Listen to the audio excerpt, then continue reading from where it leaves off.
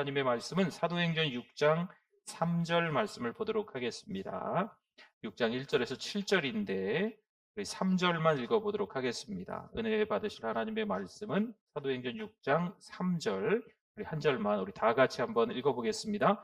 형제들아, 너희 가운데서 성령과 지혜가 충만하여 칭찬받는 사람 7을 택하라. 우리가 이 일을 그들에게 맡기고. 아멘. 네, 오늘 잘 나오셨습니다. 우리 옆에 분들 한번 모시고 반갑게 우리 인사하겠습니다. 잘 오셨습니다. 은혜 많이 받으세요.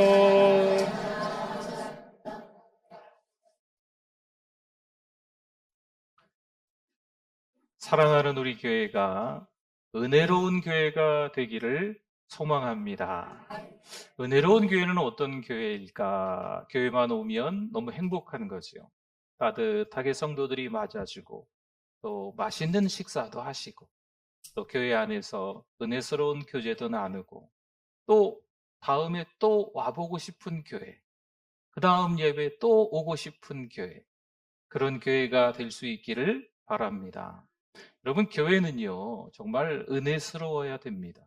교회 안에서 참 많은 여러 가지 일들이 있을 수밖에 없지만 그 안에 하나님의 은혜로 다 덮는 거지.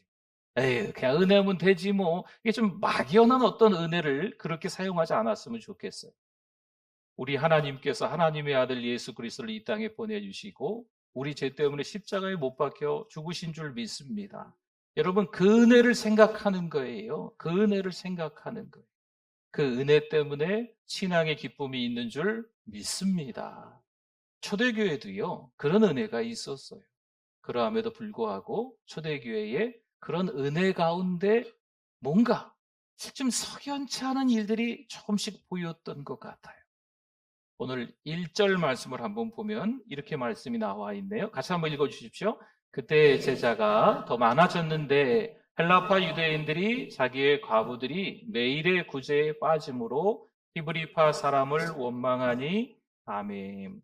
헬라파 유대인들은요 주로 로마 제국의 다른 지역에서 살았던 그리스 문화를 많이 받아들인 사람들입니다. 그러니까 이스라엘 땅 밖에서 살았던 사람들이 지금 들어와 있는 거예요.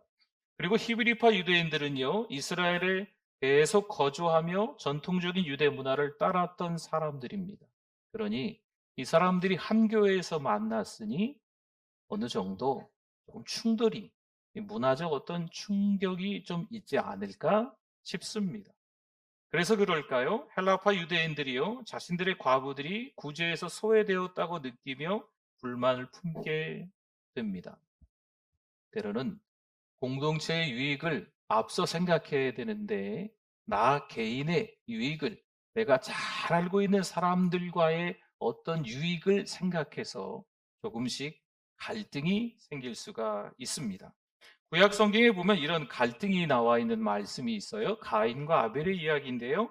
창세기 4장 3절에서 5절 말씀에 보면 세월이 지난 후에 가인은 땅의 소산으로 제물을 삼아 여호와께 드렸고 아벨은 자기도 양의 첫 새끼와 그 기름으로 드렸더니 여호와께서 아벨과 그의 제물은 받으셨으나 가인과 그의 제물은 받지 아니하신지라. 가인이 몹시 분하여 안색이 변하니. 아멘. 가인은 자신의 제물이 하나님께 받아들여지지 않자 동생 아벨을 시기합니다. 하나님께서 그 모습을 아셨거든요. 그래서 하나님이 이 가인에게 경고의 말씀을 창세기 4장 7절에 보면 주십니다. 내가 선을 행하면 어찌 낯을 들지 못하겠느냐. 선을 행하지 아니하면 죄가 문에 엎드려 있느니라. 죄가 너를 원하나 너는 죄를 다스릴지니라. 아멘. 하나님께서 죄를 잘 다스리라고, 마음을 잘 다스리라고 하셨음에도 불구하고 가인이 어떻게 합니까? 결국 비극이 찾아오고 마는 것이요. 이런 갈등의 예로 고린도 교회도 볼 수가 있습니다. 고린도전서 1장 12절 말씀에 보면 나는 바울에게, 나는 아볼로에게, 나는 게바에게 이렇게 각자 자신이 속한 리더를 우선시하며 교회 내에서 무슨 파 이렇게 분열을 초래했습니다. 오늘날 교회 안에서도 여전히 자기 사람을 찾는 경우가 있어요. 특정 사람에게만 잘해주려는 모습이 있고 어떤 팀, 어떤 공동체를 이루면 내가 편한 사람, 내 마음에 드는 사람하고만 하려고 하는 거죠. 때로는 의견이 서로 다른 사람이 있으면 그 모임에서 빼버립니다.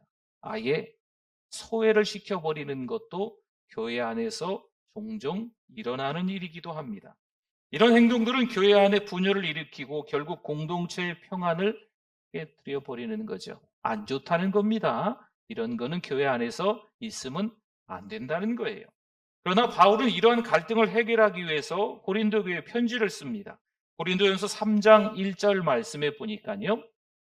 형제들아, 내가 신령한 자들을 대함과 같이 너희에게 말할 수 없어서 육신에 속한 자 곧 그리스도 안에서 어린 아이들을 대함과 같이 하노라.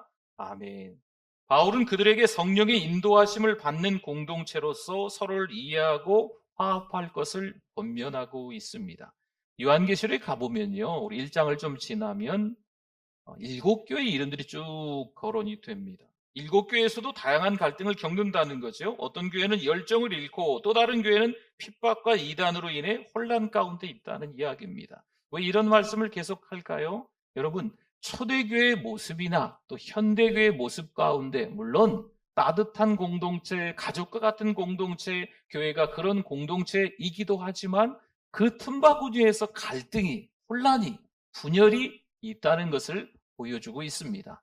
초대교회가 그렇게 은혜스러운 공동체고 메가처치인데 하나님의 은혜 가운데 많이 모여들고 유무상통하면서 행복하게 신앙생활하는 것처럼 보이는데 하필 그 가운데 갈등이 일어났다는 거죠. 현대교회에서도 어느 교회는 은혜스럽고 어느 교회는 평안하고 어느 교회는 부흥하고 있다라고 말할 수 있지만 그 교회 안에서도 여전히 뭔가 갈등의 불씨가 있을 수 있다라는 이야기를 드리고 싶은 겁니다. 빌립보서 4장 2절 말씀에 보니까요. 역시 빌립보 교회도 마찬가지예요. 유오디아와 순두개가 있었는데 서로 여전도에서 열심히 섬겼던 분들인데 갈등이 있는 거예요. 그래서 감옥 가운데 있는 이 사도 바울이 유오디아와 순두개를 향해서 뭐라고 합니까? 노란 부분에 주 안에서 같은 마음을 품으라라고 하고 있습니다. 지금 사도 바울은 자신의 처지가 감옥 안에 있어요. 이 빌립보서는 옥중서신입니다. 그럼에도 불구하고 이 빌립보서의 주제는 기뻐하라예요. 기뻐하라. 지금 자신은 감옥 안에 있으면서 빌립보 교회를 생각하며 걱정하는 마음으로 쓴 편지가 빌립보서거든요. 기뻐하라. 그리고 유오디아와 순두개를 향하여서는 같은 마음을 품으라라고 이야기하고 있다는 것이요. 성도 여러분, 우리가 교회에서 서로 이해하고 화합하기 위해 어떤 노력들을 좀 하고 계십니까? 갈등의 불씨를 혹시 만드셨습니까? 때로는 분열을 조장하고 있습니까? 내 사람들, 내 특정한 사람들만을 잘해주려고 쫙 줄을 세워서 그렇게 공동체를 이끌어가고 있습니까? 이거는 노력하고 있는 게 아니죠. 교회 공동체를 아름답게 만들기 위해서 내가 희생하는 부분이 있고 내가 더 먼저 솔선수범하는 부분이 있고 그런 거죠. 고린도전서 12장 12절에 보니까요. 이렇게 또 말씀이 나오네요. 몸은 하나인데 많은 지체가 있고 몸에 지체가 많으나 한 몸임과 같이 그리스도도 그러하니라. 아멘. 이 말씀은 교회를 하나의 몸에 비유하는 거지요. 손이 있고 발이 있고 뭐 눈이 있고 코가 있고 뭐 등등 우리 몸의 지체들이 있는데 필요 없는 게 있을까요? 그래도 잘 생각해 보면 필요 없는 거 한 가지는 있을 거예요. 있을까요? 없잖아요. 내 몸에 붙어 있는 이 지체가 다 필요한 거죠. 마찬가지입니다. 교회 안에 서로 조금씩 다른 분들이 있을 수 있어도 불편한 분들이 있어도 필요 없는 분이 있을까요? 없다는 거죠. 한 몸이기 때문에 그렇습니다. 고린도전서 12장 27절에서 그렇게 성경에서 이렇게 말하네요. 너희는 그리스도의 몸이요 지체의 각 부분이라. 아멘. 바울은요. 성도들이 차이점을 좀 인정하고 서로를 존중하며 하나된 공동체로 협력해야 한다고 강조하고 있는 겁니다. 여러분 다시 말씀드려요. 교회 내에 초대교회나 현대교회나 현대에 정말 아름답게 부흥하고 성장하는 그 교회나 다 갈등의 불씨가 충분히 있을 수 있어요. 그런데 하나님의 은혜가 더 큰 거죠. 하나님의 사랑이 더 큰 거예요. 하나님께서 덮어주시는 그 사랑이 크기 때문에 갈등이 있는 것처럼 보이지만 갈등이 묻히는 거죠. 금방 사라지는 거죠. 여러분, 초대교회는 어떻게 해결하는지 한번 볼까요? 3절 말씀입니다. 3절 오늘 읽어봤는데요. 한 번 더 읽어보겠습니다. 형제들아, 너희 가운데서 성령과 지혜가 충만하여 칭찬받는 사람 7을 택하라. 우리가 이 일을 그들에게 맡기고. 아멘. 사도들은 성령과 지혜가 충만한 사람들을 선택하라. 이렇게 성령 충만한 직분자들을 통해서, 성령 충만한 집사님들을 통해서 이 갈등을 한번 해결해 보고자 하는 거지요. 교회 일을 잘 처리할 수 있는 능력 때문만이 아닙니다. 그들을 세운 이유는요, 교회의 갈등을 해결하고 공동체의 필요를 먼저 생각할 수 있는 영적 자질을 갖춘 사람들이기 때문에 그런 겁니다. 또한 이 성령 충만한 직분자들은요, 이기심을 내려놓고 공동체를 위해 봉사하는 거죠. 왜 그렇게 자기만 생각하는지, 왜 그렇게 교회 안에 내가 아끼는 사람만 편애하고 생각하는지, 근데 그런 것들을 내려놔야 된다는 거예요. 로마서 12장 18절에서 말씀합니다. 우리에게 강력하게 주시는 말씀이에요. 할 수 있거든 너희로서는 모든 사람과 더불어 어떻게 하라? 화목하라. 할렐루야. 화목하실 수 있기를 바랍니다. 어떻게 됐을까요? 이 성령 충만한 직분자들이 세워지고 난 이후에 7절을 보면 하나님의 말씀이 점점 왕성하여 예루살렘에 있는 제자의 수가 더 심히 많아지고 허다한 제사장의 무리도 이 도에 복종하니라. 아멘. 여러분, 이와 유사한 성령 충만한 리더십의 예를 교회사에서도 살펴볼 수 있습니다. 18세기 영국과 미국에서 영적 대각성 운동을 일으킨 대표적인 인물은 조지 위필드라고 합니다. 이 위필드는요, 그의 설교와 리더십에서 수많은 사람들을 회심으로 이끌었던 사람입니다. 이 조지 위필드의 강력한 성령의 인도하심을 받으며 당시 영국과 미국의 교회에 큰 부흥을 가져왔습니다. 그가 노상 설교를 통해서 교회에 나오지 않는 사람들, 특히 가난한 자들, 광부들, 농민들에게 복음을 전합니다. 여러분, 그의 설교는요, 단순히 설득적이고 논리를 따지는 이런 설교가 아니라 성령 충만한 메시지로 수많은 사람들의 이 심금을, 이 마음을 울리는 거죠. 마음을 움직여서 그들이 신앙으로 살아갈 수밖에 없게끔 만들었다는 겁니다. 그 결과로 영국과 미국 전역에서 영적 대각성 운동이 일어난 겁니다. 여러분, 성령 충만한 집사들이 구제사역을 통해 갈등을 해결하고 교회의 평안을 이끄는 것처럼 마찬가지예요. 조지 위필드 역시 성령의 인도하심을 받아서 수많은 사람들에게 복음을 전하고 교회의 부흥을 이끌었습니다. 여러분, 놓치지 마십시오. 이 성령 충만한 일꾼들 몇 명이 세워지면서 그 사람들이 다 모든 갈등을 해결했다? 조지 위필드 한 사람이 영국과 미국의 18세기의 영적 대각성 운동을 일으키면서 다 뒤집어 놨다? 여러분, 여기에만 머물러 계시면 안 되고 거기서 누가 역사하셨다고요? 성령 하나님이 역사하셨다는 거예요. 성령 하나님이 이 초대교회 7 집사를 하나님께서 세워주시고 만드시고 또 성령 하나님이 위필드를 사용하셔서 일을 하셨다는 겁니다. 히브리서 13장 17절의 말씀에 너희를 인도하는 자들에게 순종하고 복종하라. 그들은 너희 영혼을 위하여 경성하기를 자신들이 청산할 자인 것 같이 하느니라.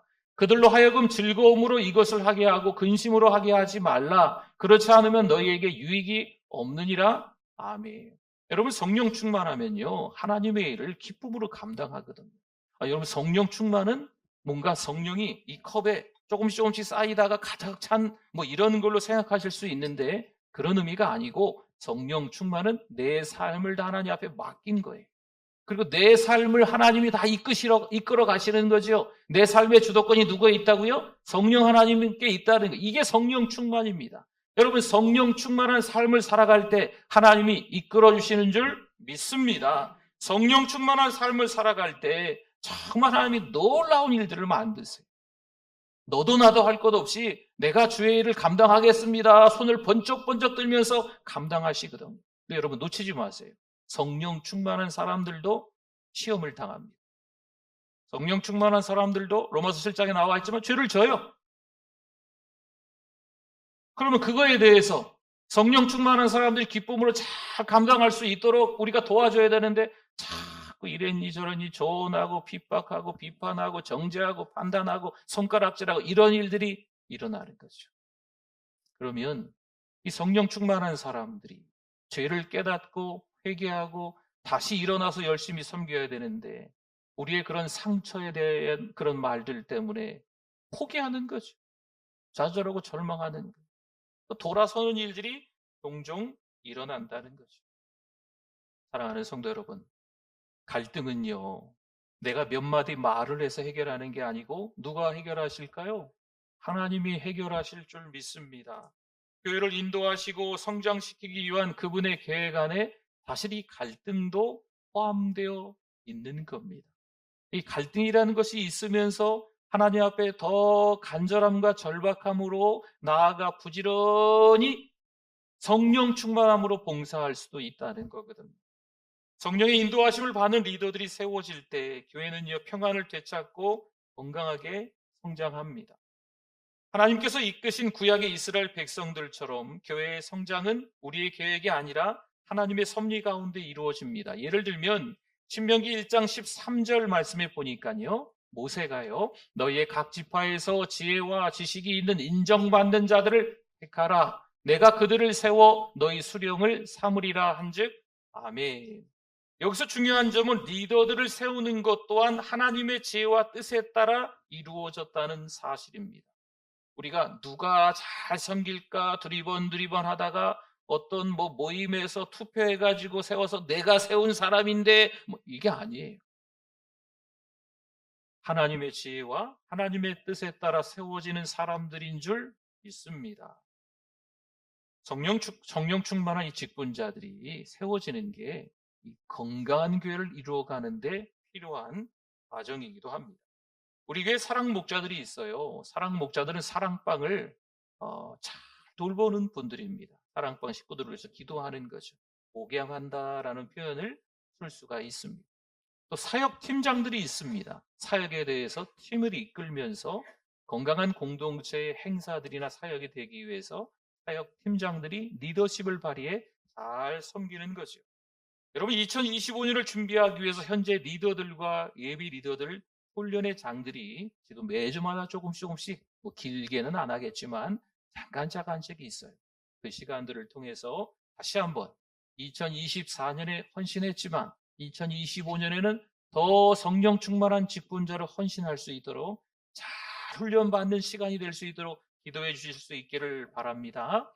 특별히 이제 다음 주부터 11월 한 첫째 주, 둘째 주까지 교회 안에 1호비에서 사역 박람회가 있을 예정입니다. 사랑하는 우리 교회에서 사역팀은 어떠한 것들이 있으며 이 사역팀에서는 어떤 사역들을 하는지 나도 그 사역에 동참할 수 있는지 그 사역들을 여러분이 볼 수 있도록 또 여러분이 들을 수 있도록 이야기도 하고 보여드리기도 할 겁니다. 여러분 그러면 교회에서 좀 찾아서 섬기는 분들이 되셨으면 좋겠어요. 물론 자주 드리는 말씀이지만 은혜가 먼저입니다. 은혜 받고 난 이후에 성령 충만한 이들이 하나님 앞에서 헌신하고 봉사하는 것이요.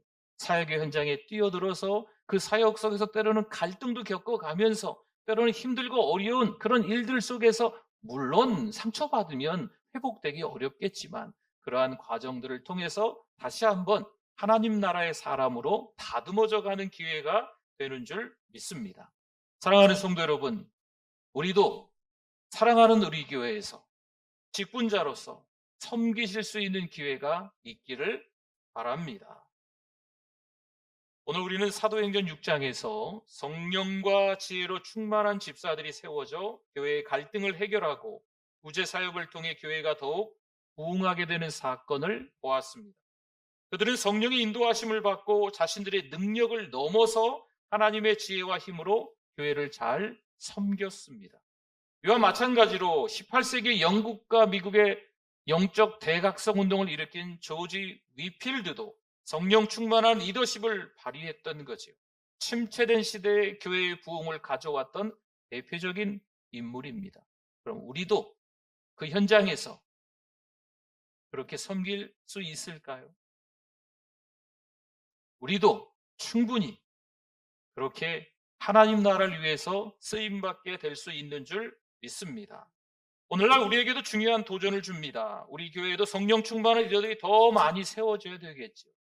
12월 달에 임직식이 있어서 30여 명 가까운 분들이 지금 매주 훈련을 받고 있지만, 이 직분자들이 좀 고되지만 힘들지만 훈련을 잘 받아야 돼요. 또한 사랑 목자, 예비 목자, 사역 팀장들, 이분들이 잘 섬기고 더 잘 섬기기 위해서 더 많은 분들이 또 예비 팀장으로, 예비 목자로 세워져야 합니다. 또한 젊은 세대 3남 선교회, 7여 선교회, 8여 선교회 활동들이 있어야만 할 것입니다. 교회가 비대해지기 위해서 그것을 이야기하는 게 아닙니다. 우리의 신앙생활의 모습이 정말 하나님이 기뻐하시는 모습으로 영적 발돋움을 하기 위해서 있는 그 자리에서 기쁨으로 감사함으로 섬기는 분들이 있어요. 또한 기쁨으로 감사함으로 섬기는 분들에게 박수치고 격려해 주시는 또 다른 분들이 있어야 된다는 거죠. 누군가 바톤을 주면 바톤을 받을 사람들이 있어야 되는 거예요. 성령 충만한 직분자로서 또한 누군가에게 바톤을 주었을 때 그 바톤을 받아들고 성령 충만해서 전적으로 우리 삶의 주도권을 하나님께 맡기면서 하나님 앞에 쓰임받는 누군가가 또 있어야 된다는 거죠. 여러분, 이 은혜가 우리 교회 가운데 있기를 바랍니다. 그래야 전주를 살리고 민족을 살리고 세계를 살리는 공동체가 될 줄 믿습니다. 오늘 말씀 잘 기억하셔서 이왕이면 하나님 제가 여기 있습니다. 저를 써 주시옵소서. 하나님 제가 교회를 살리겠습니다. 사실 뭐 우리가 교회 살리겠어요. 그럼에도 불구하고 여러분 이런 결단이 좀 필요한 거예요. 성령 하나님이 이끌어 주셔서 교회를 살리는 데 있어서 성령 충만한 직분자들을 사용하신다는 것. 여러분 잘 기억하시고 도전받고 한 주를 살아가실 수 있기를 축복합니다. 아멘. 우리 같이 기도하겠습니다. 오늘 말씀을 기억하면서 우리 주여 한번 부르시고 기도합니다. 주여, 하나님 아버지 은혜를 감사합니다. 하나님, 실패와 좌절 가운데 절망 가운데 스트레스로 하루하루를 보내고 있는 우리들을 용서하여 주시옵소서. 하나님을 기쁘시게 해드려야 되는데 정신없이 분주한 세상 속에서 살아가는 우리를 용서하여 주시옵소서. 하나님의 은혜가 큰데 갈등 속에서 상처받았음을 하나님 앞에 답답해하는 우리를 용서하여 주시옵소서. 다시 믿음으로 살아낼 수 있게 하여 주시옵소서. 건강한 공동체를, 우리 가정을, 우리 사랑방을, 우리 직장을, 우리 교회를 만들어갈 수 있게, 타락의 속도가 어마무시하게 빠르게 하나님 정신없이 그 타락에 소용있게 하시고 건강한 공동체를 이루어드리게 하시고, 하나님 감사합니다. 오늘도 예배자 되게 해주심을 감사합니다. 예배에 나올 수 없는 이유들이 참 많이 있었지만 그래도 성령 하나님이 이끌어 주셔서 예배 드릴 수 있게 해주심을 감사합니다. 예배를 드리는 가운데 딴 생각할 수밖에 없는 사정과 형편들이 많았지만 그래도 오늘은 집중해서 찬양하고 기도하고 하나님 말씀 드리며 하나님께 영광 올려드리는 예배자 되게 해주시니 감사합니다. 정신 똑바로 차리고 신자로서 살아갈 수 있도록 인도하여 주시옵소서. 급변하는 이 세상 가운데 타락의 속도가 너무나 빨리 진행되고 있는데 정신 똑바로 차리고 신자로서 살아갈 수 있도록 은혜를 허락하여 주시옵소서. 교회를 지키게 하여 주시옵소서. 하나님의 능력을 경험할 수 있는 우리들 다 되어질 수 있도록 성령 충만을 허락하여 주시옵소서. 예수님의 이름으로 기도드립니다. 아멘.